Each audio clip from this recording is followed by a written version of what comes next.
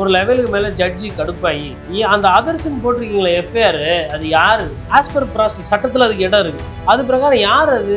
ஏன் இன்னும் சம்மந்தப்பட்டவங்களெல்லாம் முக்கியமானவங்கலாம் யாருமே இது பண்ணலையா? அவருக்கு பொறுப்பு இல்லையா கட்சி தலைவருக்கு? அவரை விசாரிச்சிங்களா இல்லையா அப்படின்னா ஜட்ஜி சொல்கிறாருன்னா என்ன பண்ணுவாங்க காவல்துறை? ஐயா உத்தரவு ஐயா அப்படியே ஆகட்டும், இதோ சேர்த்துடுறோம் அப்படின்னு சொல்லி சேர்த்துட்டு விசாரணைக்கு வாங்கன்னு சொல்லிட்டு கூட்டு போய் வச்சுக்கிறாங்க. விஜய் அழகாக இருக்காரு, நல்லா பேசுகிறாரு, நடிக்கிறாரு. இந்த ஸ்டேஷன்லாம் பார்த்தீங்கன்னா நைட்டு பூரா வச்சுக்கிட்டு மிமிக்ரி பண்ணு, பாட்டு பாடு, டான்ஸ் ஆடுலாம் ஒரு சில காட்சி பார்த்துருப்போம். அந்த மாதிரி ஒரு இன்ஸ்பெக்டர் அவர் எதை பற்றியும் கவலைப்படுறதில்ல. நாளைக்கு இன்னைக்கு தேதியில் நான் தான்ப்பா ஸ்டேஷன் ஐயோ இன்ஸ்பெக்டர் அப்படின்னு சொல்லிட்டு கொஞ்சம் சார் இந்த படத்தில் அருமையாக நடந்திருப்பீங்க, இந்த படத்தில் குஷி படத்தில் வீடு நீலாங்கரை. ஒரு நாள் நம்ம கரூருக்கு போயிட்டு வரதுக்கே நம்ம ஸ்பெஷல் ஃப்ளைட்டு தேவைப்படுது. காலைல எழுப்புறதுக்கு ஆள் வேணும், நைட்டு வந்துட்டு நம்மளை பத்திரமா இட்டுன்னு போயிட்டு இட்டுன்னு ஐயா புஷியான்னு வச்சுருவேன். உங்களுக்கு என்னன்னா தெரியும், எங்கள் தலைவரை வந்து நான் இட்டுன்னு போயிட்டு வரதுக்கு கஷ்டம் எனக்குன்னா தெரியும் அப்படின்னு. அவரும் கிடையாது, அவரும் கிடையாது, அவரும் தலைமுறை. அப்போ யார் இட்டுன்னு விடுறது திருப்பி அவரை போயிட்டு அதெல்லாம் இருக்கு. ஒருவேளை விஜய் இதை பண்ணிட்டாங்க அப்படின்னா 200% விஜய் கூட்டிட்டு விஜயால தனியாலாம் சமாளிக்கிற அளவுக்கு சக்தின்றது வாய்ப்பே கிடையாது. படத்தில் காட்டலாம். இந்த பிருத்திவிராஜ் ஒரு படத்தில் பக்கத்தில் உட்காந்து பயணம்னு நினைக்கிறேன் சார், லாஸ்ட் சீனில் எனக்கு தெரியும் சார் 100 பேர் அடிப்பீங்க, நீங்கள் அந்த படத்தில் அப்படி பண்ணீங்க, இந்த படத்தில் நீங்கள் இப்படி பண்ணீங்க, எனக்கு உங்கள் மேலே நம்பிக்கை இருக்குது சார், நான் தீவிரவாதி பாட்டு சுற்றிட்டு இருப்பான். தீவிரவாதி அந்த ரசிகன் ஒரு பொருட்டாவே மதிக்க மாட்டான். அது நான் பார்த்தேன் அந்த படத்தில் ஹைஜாக் சீனில் நீங்கள் என்ன பண்ணீங்க தெரியுமா, அவன் பயந்துட்டு இருப்பான் அந்த ஹீரோ பிருத்திவிராஜ். பாவம், ஏன்டா இப்படி பண்ணுறாருன்னு அவர் ஒதுரில் இருப்பார், இவர் பக்கத்தில் இருக்கிற ரசிகர். அது மாதிரி தான் இப்போ நடக்க போகுது. நான் உறுதியாக சொல்கிறேன். எல்லாம் சொல்கிறாங்கல்ல விஜய் முதலமைச்சர் ஆகிடுவார், மாற்றம் கிட்டுறோன்னு.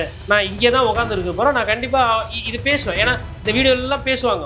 அது நல்லா தெரியுது மக்கள் பிரச்சனை யார் பேசுகிறாங்க, மக்கள் என்ன நினைக்கிறாங்க. நம்ம தெருத்துருவா நம்ம சுற்றுறோம். அதனால் ரசிகர்கள் திட்டுவாங்க, ஏசுவாங்க, வசைப்பாடு கமெண்ட் எல்லாம் போடுவாங்க. ஆனால் மாற்றம் விரும்பணும்னு நினைக்கிறவங்க, இல்லை ஓட்டோட முக்கியத்துவம் தெரிஞ்ச அரசியல் புரிஞ்சவங்க சொல்லவே மாட்டாங்க. வெளியில் அமைதியாக என்ன பண்ணணுமோ பண்ணிட்டு போயிடும். அதனால் விஜய் அவர்களுக்கு கண்டிப்பாக இது ஒரு இறங்குமுகம்.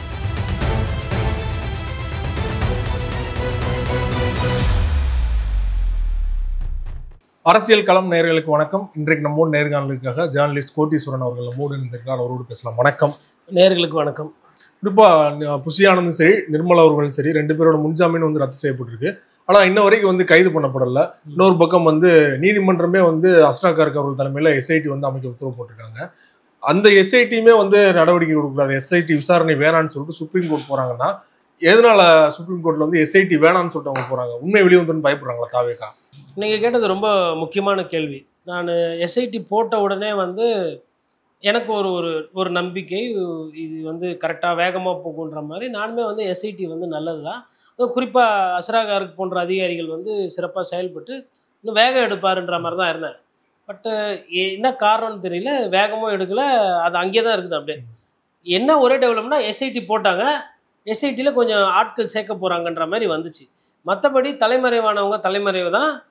கோர்ட்டில் அவங்க இந்த கோர்ட்டில் கேட்குறாங்க. அதாவது இந்த படத்துலலாம் காட்டுவாங்களே, வாழை மீன் கிடைக்குது, விலாங்கு மீன் இருக்குது, வௌவால் இருக்குது, எல்லாம் இருக்குது, ஆனால் நீங்கள் கேட்ட அந்த ஜாமீன் ஒண்டி இல்லை அப்படின்ற மாதிரி அந்த சைடு வழக்கறிஞர்கள் சுற்றிட்டு இருக்கிறாங்க.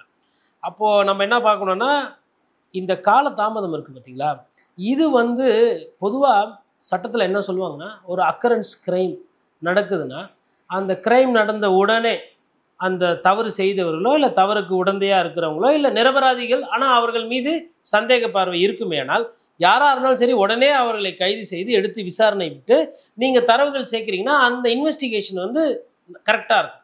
இது நீங்கள் லா காலேஜ்லேயோ இல்லை காவல்துறைக்கு நீங்கள் எஸ்ஐயா தேர்வு ஆகுறீங்க அப்படின்னா உங்களுக்கு அந்த ஜூரிஸ்ப்ரூடன்ஸ்லையோ இன்வெஸ்டிகேஷன்ஸ்லையோ சொல்லிக் கொடுப்பாங்க.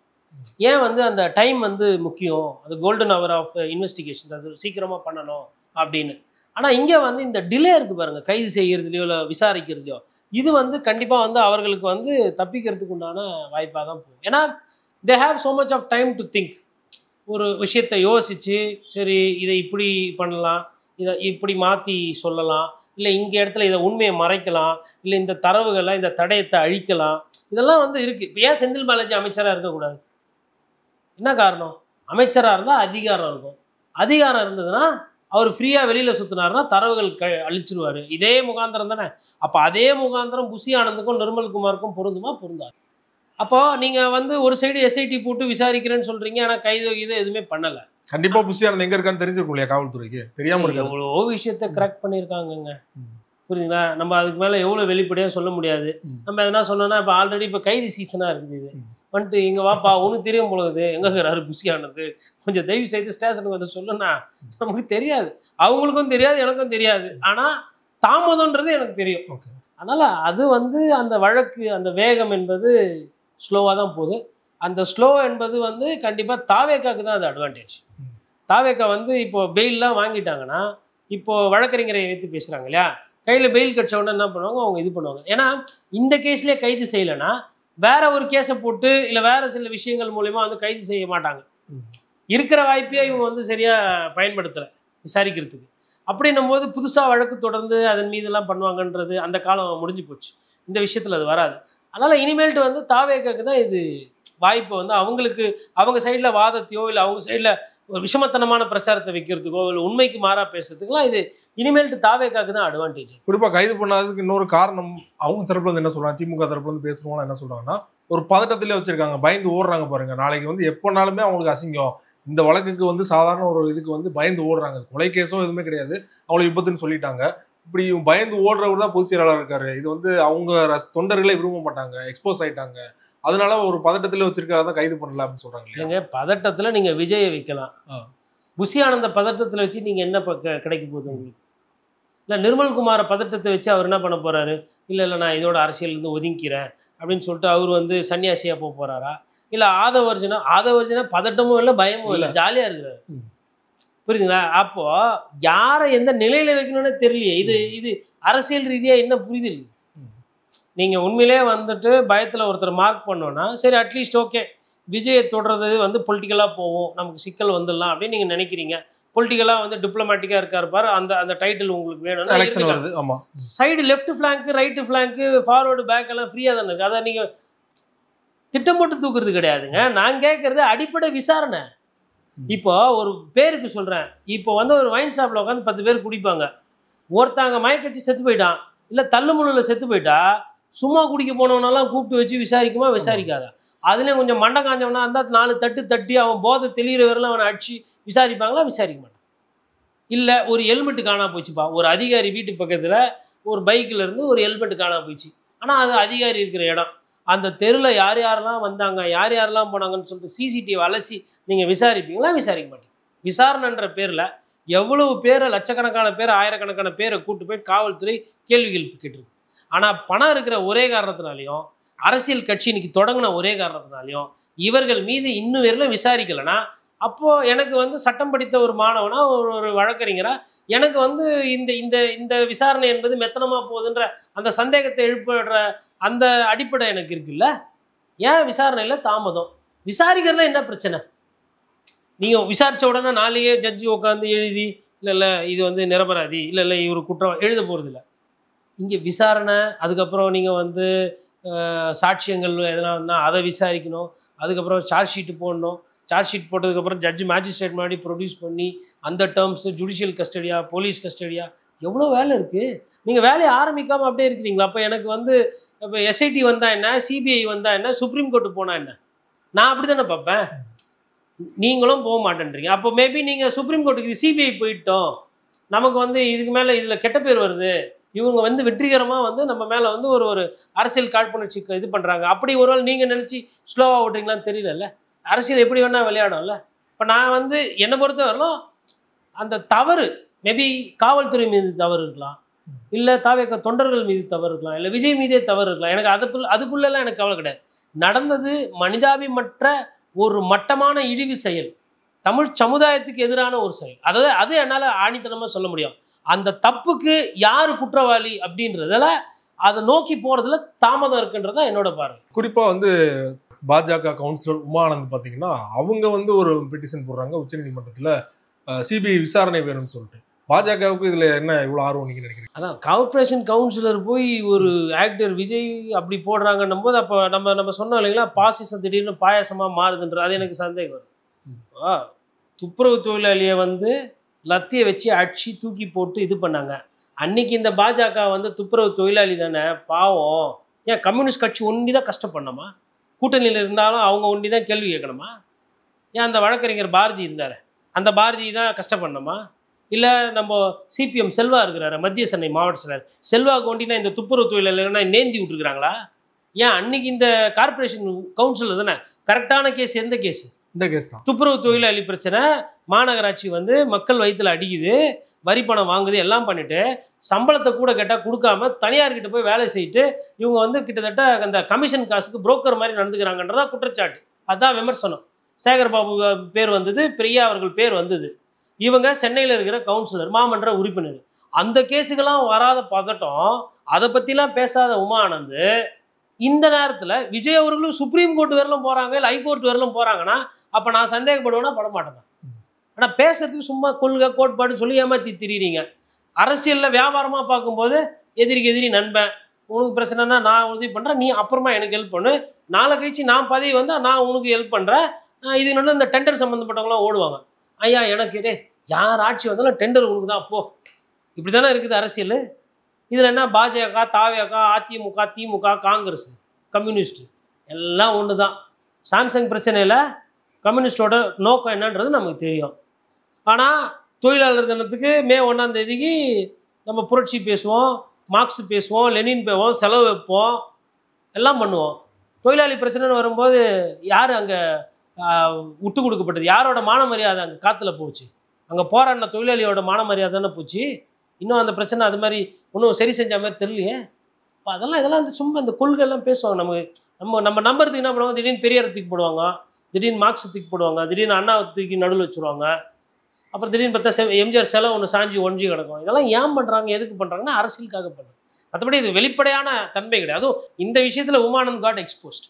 ஷியாஸ், அதாவதுங்க ஒரு வழக்கறிஞர் போய் கேஸ் போடுறாங்கன்னா உண்மையை எடுத்துன்னு வரணுன்ற நோக்கம் இருக்கும். இல்லை நமக்கு அதனால் ஒரு விளம்பரம் கிடைக்கும், 4 பேருக்கு தெரியும், ஒரு அவேர்னஸ் கிடைக்கும், 4 பேருக்கு இது செய்தி போய் சேரும், என்ன வேணால் காரணம் இருக்கும். இல்லை மேபி ஃபீஸுக்கு கூட யாரோ ஹையர் பண்ணியிருப்பாங்க, போடுறாங்க.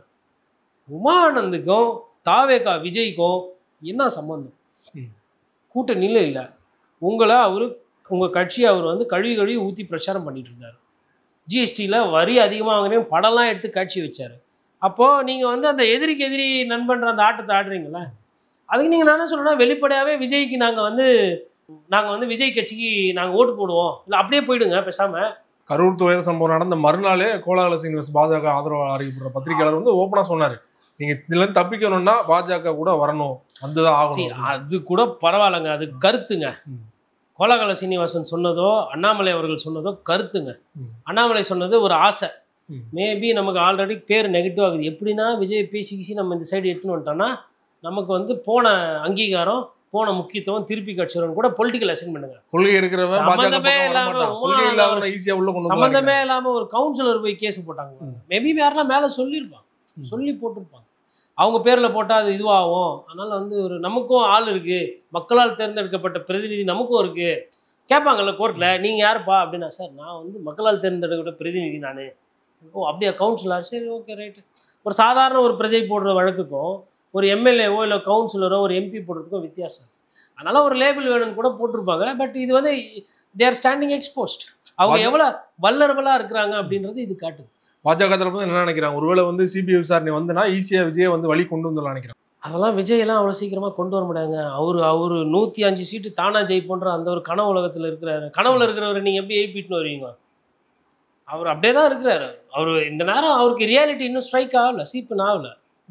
இப்போ தானே இப்போ ஒன்று வருது. இனிமேல் பாருங்கள். அதாவது படத்தில் அவர் வில்லன்லாம் பார்த்துருப்பாரு. படம் வில்லன் வந்து டைரக்டர் சொன்னால் கேட்பாப்புல. நிஜ அரசியல் வில்லனுங்க அப்படி கிடையாது. இனிமேல் தானே போப்பார் அந்த ஆட்டத்தை அப்படின்ற மாதிரி. இனிமேல் வந்து எல்லாருமே அவர் விஜய் எதிர்பாராத ஆட்கள் மூலிமாலாம் இனிமேல்ட்டு அவருக்கு பிரச்சனைகள் வரும். அதை சமாளிக்கிற அளவுக்கு அவருக்கு வந்துட்டு போதிய அளவுக்கு கட்சி நிர்வாகிகளோ இல்லை கட்சி பொறுப்பாளர்களோ இல்லைன்றது ஆல்ரெடி தெரிஞ்சிச்சு. இன்னும் தெரிய வரும். இந்த சம்பவத்துக்கு அப்புறமா அவசரப்பட்ட அரசியலுக்கு வந்துட்டோமோ அப்படின்னு கூட தோணிக்க வாய்ப்பு இல்லை. அது ரொம்ப நாளாகி போச்சு. இதுக்கப்புறம்லாம் அதை விஜய் அப்படி ஒரு எண்ணம் வரக்கூடாது. ஏன் அப்படின்னா விஜயோட நோக்கம் என்பது நல்ல நோக்கம். சரி, அரசியலில் வந்து மக்களுக்கு உதவி செய்யணுன்ற நோக்கம் நல்ல நோக்கம். மேபி அவர் போகிற பாதை தப்பாக இருக்கலாம்.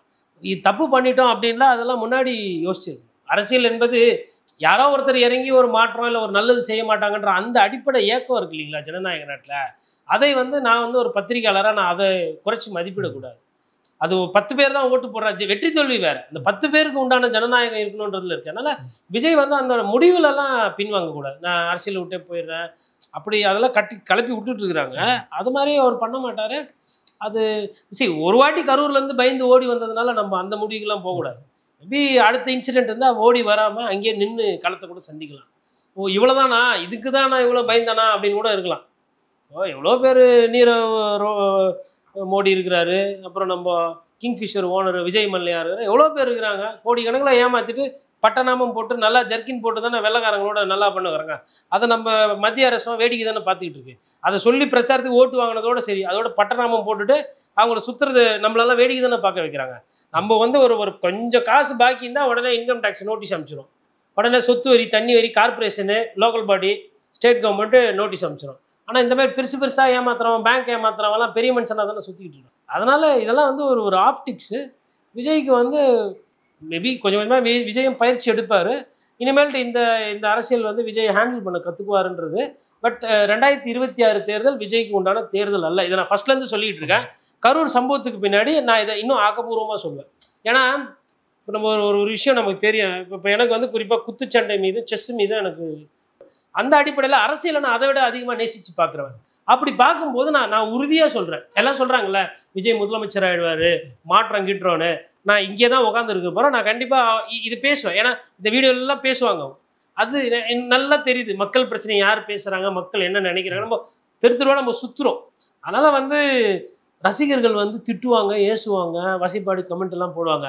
ஆனால் மாற்றம் விரும்பணும்னு நினைக்கிறவங்க, இல்லை ஓட்டோட முக்கியத்துவம் தெரிஞ்சு அரசியல் புரிஞ்சவங்க சொல்லவே மாட்டாங்க. வெளியில் அமைதியாக என்ன பண்ணணுமோ பண்ணிட்டு போயிடுவாங்க. அதனால் விஜய் அவர்களுக்கு வந்து கண்டிப்பாக இது வந்து ஒரு இறங்கு முகம் தான். இதனால் வந்து அவரோட ரசிகர்களை வந்து இது ஒற்றுமைப்படுத்தும், ரசிகர்களை இன்னும் வேகப்படுத்தும் இந்த நடவடிக்கைகள்லாம். மற்றபடி பொதுமக்கள் கிட்டலாம் வந்துட்டு பொதுமக்கள் இதை ரசிக்க மாட்டாங்க. விஜய் வந்து அவர் இஷ்டத்துக்கெல்லாம் இனிமேல்லாம் வந்து அரசியல் பண்ணுறதே கடினம் தான். காரணம் என்னென்னா எப்போ வேணால் சம்மன் அனுப்புவாங்க. இப்போது ஒருவேளை எஃப்ஐஆரில் அதர்ஸ் போட்டிருக்காங்க இல்லையா, கோர்ட்டில் ஆல்ரெடி நீதிமன்றத்தை வந்து தாவேக நிர்வாகிகள்லாம் நீங்கள் வாய்க்கு வந்த மாதிரி வசைப்பாடுறீங்க. எத்தனை பேரை கைது பண்ணுவாங்க? ஒரு 4 பேரை கைது பண்ணுவாங்க. சரி, ஒரு 400 பேர் நீங்கள் பேசுகிறீங்க, கைது பண்ணுறாங்க. அதுவும் முடியாது. இல்லை ஒரு 40,000 பேர் 4,000 பேர் டெய்லி இதேமாதிரி பண்ணிட்டு இருந்தீங்கன்னு வச்சுக்கோங்களேன். ஒரு லெவலுக்கு மேலே ஜட்ஜி கடுப்பாகி அந்த அதர்ஸ்ன்னு போட்டிருக்கீங்களே எஃப்ஐஆர், அது யார்? ஆஸ் பர் ப்ராசஸ் சட்டத்தில் அதுக்கு இடம் இருக்குது. அது பிரகாரம் யார் அது? ஏன் இன்னும் சம்மந்தப்பட்டவங்களெல்லாம் முக்கியமானவங்கெல்லாம் யாருமே இது பண்ணலையா? அவருக்கு பொறுப்பு இல்லையா கட்சி தலைவருக்கு? அவரை விசாரிச்சிங்களா இல்லையா அப்படின்னா ஜட்ஜி சொல்கிறாருன்னா என்ன பண்ணுவாங்க காவல்துறை?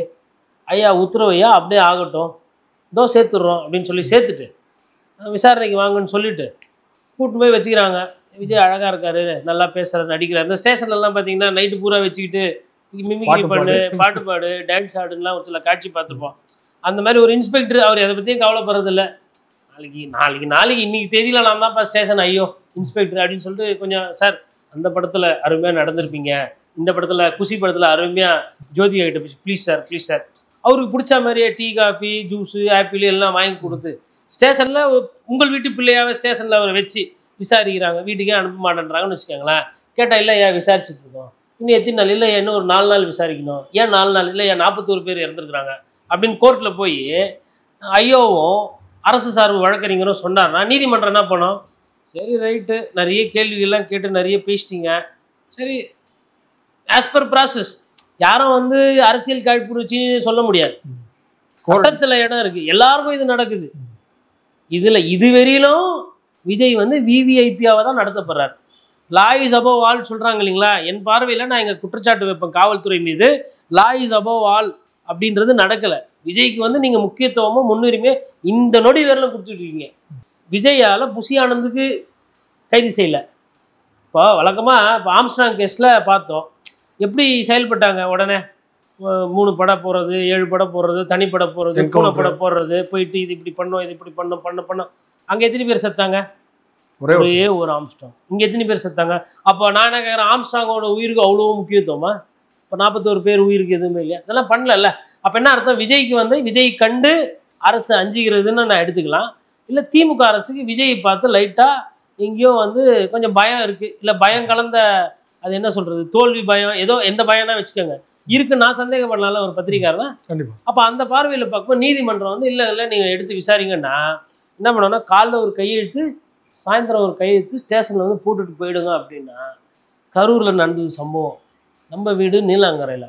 ஒரு நாள் நம்ம கரூருக்கு போயிட்டு வர்றதுக்கே நம்ம ஸ்பெஷல் ஃப்ளைட்டு தேவைப்படுது. காலைல எழுப்புறதுக்கு ஆள் வேணும், நைட்டு வந்துட்டு நம்மளை பத்திரமா இட்டுன்னு போயிட்டு இட்டுன்னு ஐயா புஷியான்னு வச்சுருவார். உங்களுக்கு என்னன்னா தெரியும், எங்கள் தலைவரை வந்து நான் இட்டுன்னு போயிட்டு வரதுக்கு கஷ்டம் எனக்குன்னா தெரியும் அப்படின்ற. அவரும் கூட கிடையாது, அவரும் கிடையாது, அவரும் தலைமுறை. அப்போ யார் இட்டுன்னு வந்து விடுறது திருப்பி அவரை போயிட்டு அதெல்லாம் இருக்குது. சாதாரணமான ஒரு ஆள், ஒரு அக்யூஸ்டுன்னா பழக்கப்பட்டு இருக்கும். அந்த கை காலைல ஒரு கையெழுத்து, நைட்டு ஒரு கையெழுத்து போட்டுட்டு ஒரு மணி நேரம் 2 மணி நேரம் டைம் கிடைக்கும். இவருக்கு அப்படி கிடையாது. இதெல்லாம் யோசிப்பார்ல அவருக்கு இதெல்லாம் தெரியாது, இதுவரையிலும் தெரியாது. இனிமேல்ட்டு இதை பண்ணாங்கன்னா, பட் இதில் என்ன ஒரு சூழ்ச்சோம்னா, ஒருவேளை விஜய் இதை பண்ணிட்டாங்க அப்படின்னா 200% விஜய் கூட்டின்னு போயிடு. விஜயால தனியாலாம் சமாளிக்கிற அளவுக்கு சக்தின்றது வாய்ப்பே கிடையாது. படத்தில் காட்டலாம். இந்த பிருத்திவிராஜ் ஒரு படத்தில் பக்கத்தில் பயணம்னு நினைக்கிறேன். சார் லாஸ்ட் சீனில் எனக்கு தெரியும் சார், 100 பேர் அடிப்பீங்க, நீங்கள் அந்த படத்தில் அப்படி பண்ணீங்க, இந்த படத்தில் நீங்கள் இப்படி பண்ணீங்க, எனக்கு உங்கள் மேலே நம்பிக்கை இருக்குது சார். நான் தீவிரவாதி பாட்டு சுற்றிட்டு இருப்பான். தீவிரவாதி அந்த ரசிகன் ஒரு பொருட்டாவே மதிக்க மாட்டான்.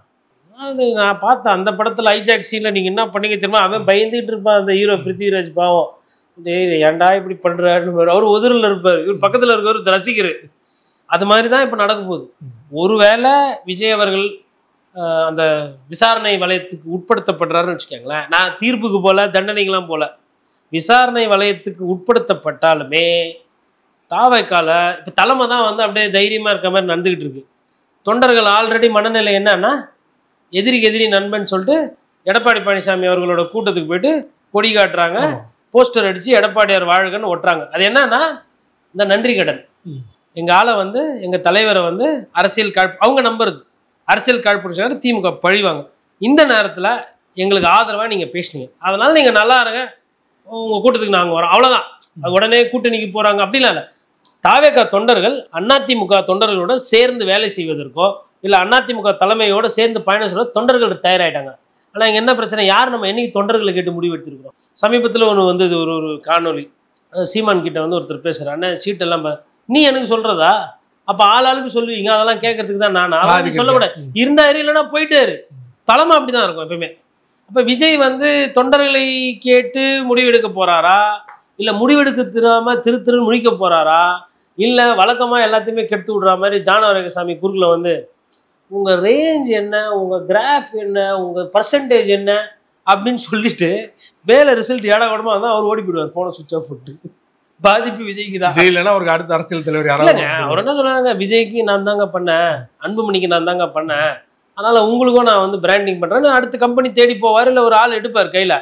அப்போ அவங்க என்ன சொல்லுவாங்கன்னாப்பா, நீ எடுத்தது எல்லாமே சரியாக போலியப்பா, நல்லா காசு கம்மியாக பண்ணி கொடுப்பா அப்படின்னு அப்படி தான் வியாபாரம் போகுமே தவிர்த்து, ஜானகரசாமிக்கு இது ஒரு பேர் தானே, ஒரு கிளைண்ட் லிஸ்ட்டில் அவருக்கு அது பேர் தான். ரிசல்ட் என்னன்றது ரொம்ப புத்தி கூர்மை இருக்கவங்க தான் கேட்பாங்க. ஒரு ரிசல்ட்டை பற்றிலாம் கவலைப்படுற மாதிரி தெரியல. என்னன்னா ரிசல்ட்டை பற்றி கவலைப்பட்டிருந்தா விஜய் வந்து சேர்த்துருக்கவே மாட்டார், அவரை சேர்த்துருக்கவே மாட்டார். இல்லைங்க, நீங்கள் யோசிச்சு பாருங்கள், 11 நாள் ஆகுது, ஒரு டாக்டிக்ஸ் இல்லை, ஒரு ப்ரெஷர் பில்டிங் இல்லை அப்போசிஷன் மேலே. ரசிகர்கள் பட்டாலும் தானாக வந்து எங்கள் தலைவருக்கு இப்படி ஆகி போச்சுன்ற மாதிரி தான் இருக்குது. டேமேஜ் கண்ட்ரோல் எதுவுமே பண்ணலை இல்லையா? டேமேஜ் கண்ட்ரோல் இருந்தால் பண்ணுவோம். நீங்கள் சொன்னதெல்லாம் பூரா பொய் இல்லை, கத்தி குத்து. நீங்கள் கழுத்து திருக்கி போட்டாங்கன்னா இப்போ வர வீடியோ என்ன வருது, கீழே இருந்து வயிற்றுல அடிச்சு கையை காட்டுறாங்க, தண்ணியை போடுனா தண்ணி யாருன்னா தண்ணி இப்படி போட்டு பார்த்துருக்கீங்களா நீங்கள்? இந்த ஃப்ரிஸ்பி டென்னிகாயினில் தான் இப்படி போடுவாங்க. என்ன பண்ணுவீங்க இதுன்னும் போது ஒரு அப்படியே ஒரு ட்ரே கேஸை தூக்கி அப்படியே இறக்குவானா, பாதிப்பு அந்த அளவுக்கு. நம்ம ஒரு பாட்டிலாக போட்டுன்னு இருக்கிறீங்க. இதுதான் ரியாலிட்டி இல்லை. இந்த ஐடியாவை ஆதரவு தான் கொடுத்துட்டு போகிறோம், தெரியாது. இப்போ ஒரு ஆஸ்பத்திரியில் இல்லை ஒரு அவசர கால நிலைமை இல்லை வந்து ஒரு விஷயம் ஒரு இடத்துல பற்றாக்குறைனா, இந்த வாலண்டியர்ஸ் இருப்பாங்க, என்எஸ்எஸ்ல இருந்திருப்பாங்க, இல்லை தௌஹீத் ஜமாத்தில் இருப்பாங்க, இல்லை ரெட் கிராஸில் வெள்ளலாம், அவங்கெல்லாம் போய் பாருங்க, ஒன்று கொடுத்துன்னு இருக்க மாட்டாங்க, அப்படியே அள்ளின்னு போய் வீசிட்டு அடுத்த ஸ்பாட்டுக்கு அள்ளின்னு போய் வீசி. அது என்னன்னா அந்த நேரத்தில் வாரி கொடுத்தாதான் அதனுடைய நோக்கம் வந்து பூர்த்தி செய்ய முடியும். இது ஒரு அடிப்படை புரிதல். ஒரு பாட்டில் இருந்தால் ஒன்று, அதை வேற ஒரு 2 பேர் கேட்ச் பிடிக்கிறேன். ஆனால் விஜய் போட்டு தண்ணி பாட்டில் நான் தான் பிடிக்கணுன்ற மாதிரி தெரியாது. இங்கே இது அதாவது தாவேக்கா தொண்டரில் இப்போ ஒரு சிலர் வந்து பதிவுலாம் போட்டுட்டு இருக்கிறாங்க. நான் ரொம்ப வருத்தப்பட்டதும் அவர்களோட அந்த எண்ணோட்டத்தை ஏன்னா இப்போ நான் அதை பார்த்து வந்து என்னை விட அதிகமாக அவங்களுக்கு உரிமை இருக்குது மனிதாபிமானத்தை பேசுகிறதுக்கு. நான் வந்து ஒரு நாள் 2 நாள் போய் பார்த்ததோடு சரி, நான் அது பார்க்க போகிறதோடு சரி. அவங்க அப்படி இல்லை, அந்த கட்சியில் அவங்க ஒரு சில கேள்வியெல்லாம் கேட்குறாங்க விஜய் அண்ணாவை. ஆனால் நீங்கள் இதெல்லாம் பண்ணது சரியில்லை, எங்கள் மனசு வலிக்குது அப்படின்னு சொல்லிட்டு ஐடி கார்டை காட்டிட்டுலாம் பதிவு போகிறாங்க. அந்த தொண்டர்களோட அந்த விமர்சனம், அந்த உண்மைத்தன்மை இருக்குது பார்த்தீங்களா, அதெல்லாம் வந்து விலையே கிடையாது. ஏன்னா அறிவு சார்ந்து தலைவர் யாரானா இருக்கட்டும், தலைவர் தப்பு பண்ணால் கேட்கணுன்ற அந்த தில்லு திராணி இருக்கு இல்லையா, அதுக்கு முன்னாடி வந்து இந்த இந்த இதெல்லாம் ஒன்றுமே கிடையாது. அப்போ அந்த மாதிரி ஒரு சில தொண்டர்கள் இப்போ கேள்வி கேட்க ஆரம்பிச்சிருக்காங்க. விஜய் வந்து இந்த மாதிரி கேள்வி கேட்குற தொண்டர்கள் இருக்காங்களே, அவங்களதான் கூட வச்சுக்கணும், இவங்கள தான் கூட வைக்கும். அதுதான் ஆளுமை. ஏன்னா இன்னைக்கு விஜயை கேட்குறவங்க நாளைக்கு வேற யாருன்னா தொண்டர்கள் தப்பு பண்ணாங்க, தலைப்பா கட்டிக்கின்னு ரோட்டில் ஏடா கூடமா வேணா அவங்க என்ன பண்ணுவாங்க, கையை பிடிச்சி வந்தியா கூட்டத்தை பற்றியா ஒழுங்காக போனோம், அண்ணனுக்கு பேரு கேடும். இந்த ஃபிலிம் காட்டுறதெல்லாம் இருக்கக்கூடாது. இது கட்சி, இது ஒழுக்கம் முக்கியம். ஓட்டு வாங்கணும், மக்களை சந்திக்கணும், மக்கள் நலன் இருக்குன்னு. அந்த மாதிரி யாரெல்லாம் இப்போ இருக்கிறாங்களோ, அதிருப்தியில் இருந்தால் பழக்கமாக என்ன ஆகிடும், நான் தப்பாக பேசிட்டேன், நான் போட்டு தள்ளிடலான்னு சொல்லிட்டு பதிய விட்டு நிற்கிறோம். அந்த தவிர விஜய் பண்ணணும். ஏன்னா ஒரு உண்மையை சொல்கிறதுக்கு ஒரு தைரியம் வேணும். அந்த மாதிரி யார் யார் இருக்கிறாங்க அவங்க கட்சியில் ஃபஸ்ட்டு அதை கண்டறியணும். யாருக்கெல்லாம் அந்த கெப்பாசிட்டி இருக்குது. ஒரு 10,000 பேர் வரானா அந்த 10,000 பேரை 1000 பிளாக் பண்ணி யார் அதை கண்ட்ரோல் பண்ண முடியாது, கெப்பாசிட்டி இருக்குது, அதை பார்க்கணும். ஒரு ஆதவர்ஜுனாலாம் உங்களுக்கு காணாது. ஆதவர்ஜுன் என்ன பண்ண முடியும், பணம் செலவு பண்ண முடியும், அவ்வளோதான். பணம் 10 செய்யணுவாங்க. இது மாதிரி ஸ்டாம்பீடும் மாட்டிக்கும் அதில். அப்போது உங்களுக்கு அங்கே செயலாக்கம் பண்ணுறதுக்கு ஆள் கிடையாது. இப்போ இன்றைக்கி வந்து இப்போ ஆதவர்ஜுனா போயிருக்கலாம்ல, இப்போ ஆதவர்ஜுனா போனால் தள்ளுமுள்ள ஆகுமா, இல்லை ஆதவர்ஜுனா போனால் இப்போ கைது செய்ய போகிறாங்களா, ஆன்டிசிபேட்டரி பெயில் கூட போடாமல் வெளில சுற்றினுங்கிறாரு. அப்போ விஜய் கூட வரும்போதெல்லாம் மேடை முக்கியம், விஜய் கூட வரும்போதெல்லாம் வந்து நான் தான் நம்பர் 2ன்ற மாதிரி அந்த காட்டிக்கிற அந்த தன்மை இருக்குது. எல்லாத்துலேயும் முக்கியத்துவம். இப்போ ஒரு கட்சிக்கு பிரச்சனைன்னும் போது இது வீடியோ காலில் இவர் பேசுகிறாருங்க, அதுக்கு ஒரு 2 நாள்லையே இல்லை ஒரு 2 நாள் கழிச்சோ இல்லை 1 நாள் கழிச்சோ மறுநாள் ஆதவர்ஜுன் அங்கே போயிருக்கலாம்ல.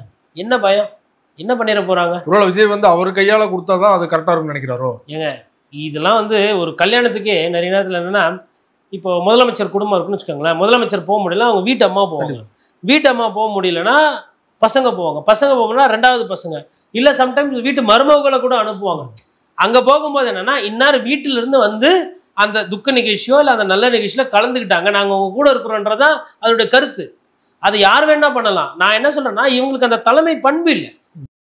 ஆதவர்ஜுனாவோட நோக்கம் எங்கே இருக்குது, மேலே டெல்லியில் பேசலாமா, காங்கிரஸில் பேசலாமா, இதை இப்படி சரி செய்யலாமா, அங்கே அப்படி பெயில் வாங்கலாமா, அதுதான் அந்த அரசியல் தான் தெரியுமே தவிர்த்து கீழே அந்த கொழுந்து விட்டு எரியுது இந்த நெருப்பு, இந்த பிரச்சனை, இதை எப்படி சரி செய்யணும்னு தெரியல, அதை பற்றி அக்கறையே இல்லை. காசு கொடுத்தா அப்படி இப்படி பணம் கண்ணம் கொடுத்து அப்படி இப்படி சரி பண்ணிக்கலாம். அது அந்த சின்ன அல்ப புத்தி.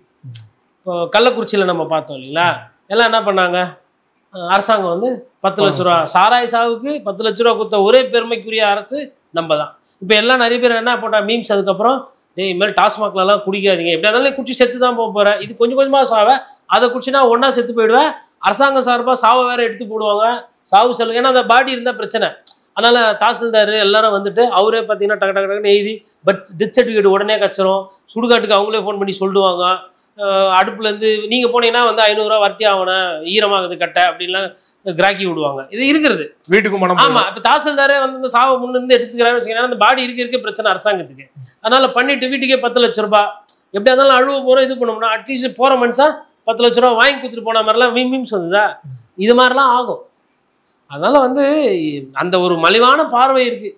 இறந்த உடனே காசை கொடுத்துட்டு அதை வச்சு சரி செய்யணும்னு, அதை வந்து நான் தப்பு சொல்ல மாட்டேன். ஏன்னா பாதிக்கப்பட்ட குடும்பத்துக்கு பணம் தேவைப்படுது. நான் பார்த்த பார்வையில் வந்து யாரும் அந்த பணம் வேணான்னு திருப்பி கொடுக்குறது இல்லை. கோவம் இருந்தாலும் அதை உள்ளுக்குள்ளே வச்சுக்கிட்டு சரி ஏதோ கொடுத்துட்டாங்க, அந்த விட்டு போனவரோட அடுத்த தலைமுறைக்கு என்ன பண்ண முடியும், இதை வச்சு அவர் கடைசியாக அவர் மூலமா வந்த பணம், இதனால குடும்பத்துக்கு எதனா நல்லது செய்ய முடியுமான்ற மாதிரி தான் யோசிக்கிறாங்க. அந்த சிந்தனையை என்ன கேட்டால் அது தவறு இல்லை. அரசாங்கம் தான் அதை சிந்திக்கணும். என்னடா இப்படி இதுக்கெல்லாம் காசு கொடுத்தா நம்மளை ரொம்ப ஒரு மாதிரி பேசுவாங்க. இப்போ நம்ம விமர்சனம் பண்ணுறோம் இல்லைங்களா, மறந்துருக்கலாம். ஆனால் பத்திரிகையாளரோட வேலை என்ன, அதை ஞாபகப்படுத்தணும். அதே மாதிரி இப்போ எடப்பாடி பழனிசாமி ஆட்சி காலத்தில் என்ன பண்ணாங்க, குறிவு சுடுற மாதிரி சுட்டாங்க. அந்த அருணா ஜெகதீசன் அன்னைக்கு குத்த ரிப்போர்ட்டே தூக்கி வாங்கி வச்சுக்கினாங்க. அது பத்தாதான் இன்னொரு அருணா ஜெகதீசன் ரிப்போர்ட் வர ஓணுமா. அப்போ நீங்கள் என்னதான் நினைக்கிறீங்க மக்களை? மக்கள் வந்து செத்துக்கிட்டே இருப்பாங்க. அருணா ஜெகதீசன் ரிப்போர்ட்டு, அந்த ஜெகதீசன் ரிப்போர்ட்டு, இந்த ஜெகதீசன் ரிப்போர்ட்டு, இப்படி வாங்கி வாங்கி வச்சுக்கின்னு மக்கள் பணத்தில் அதுக்கு ஒரு ஜியோ போட்டு அவர் லைட்டு போட்டு அதுக்கு இது பண்ணி யாருன்னா எதனா கேட்டால் கமிஷன் வந்து விசாரிச்சுட்டு இருக்கு. நான் அதை தான் நான் ஃபர்ஸ்ட்லேருந்து சொல்கிறேன். கமிஷன் மாதிரி விஷயங்கள்ல எனக்கு வந்து பெரிய நம்பிக்கையோ 3 மாசத்துல ரிப்போர்ட்லாம் சப்மிட் பண்ண போறோம் அதெல்லாம் வரவேற்கிறேன் 3 மாசத்துல. ஆனால் ஒன்று எக்ஸ்டென்ஷன் கொடுக்கக்கூடாது. இப்போ எல்லாம் கேட்பாங்க இவருக்கு என்ன தெரியும் என்ன, இது டன் அண்ட் டஸ்ட் கேஸ். நீங்கள் வந்து டாக்டர் கிடையாது, போய் திருப்பி மறுபடியும் அதை சரி செஞ்சு மறுபடியும் உயிர் புதுப்பித்தல் பண்ண போகிறது கிடையாது. இது அரசியல் ரீதியாக காலதாமதமாக ஆகிடுமோன்றது தான் என்னோட ஐயம். அதனால் இதெல்லாமே வந்து ஒரு மியர் ஐ வாஷ் தான். அது யார் கமிஷன் போட்டாலுமே ஐ வாஷ் தான். ஜட்ஜுக்கிட்ட விட்டுடணும், நீதிமன்றத்துக்கிட்ட விடணும். ஏன்னா நீதியரசருக்கு தான் அந்த பவர்ஸ் இருக்குது. A1 யார், A2 யார், A3 யார், சார்ஜஸ் ப்ரூவ் ஆச்சா இல்லையா, கன்விக்டடா இல்லை அக்விட்டலா, அந்த மாதிரி. அதனால் அது நீதிமன்றத்துக்கு போனால் தான் அது ஒரு தீர்வு வரும். ரொம்ப நன்றி சார். விஜய் அரசியல் தொடர்பாக ரொம்ப டீட்டெயிலாக உங்கள் நேரத்தை ஒதுக்கி ஒரு விரிவான ஒரு பேட்டி கொடுத்தீங்க. மிக்க நன்றி. நன்றி.